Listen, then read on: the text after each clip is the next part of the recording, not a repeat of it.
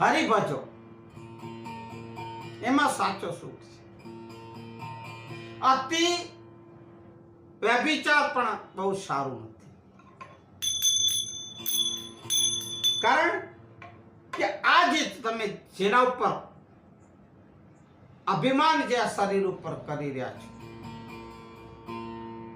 એક દિવસ આ જીર્ણ થશે, રોગયુક્ત થશે અને માટી મરી જશે, પછી માટીમાં મળી જવું.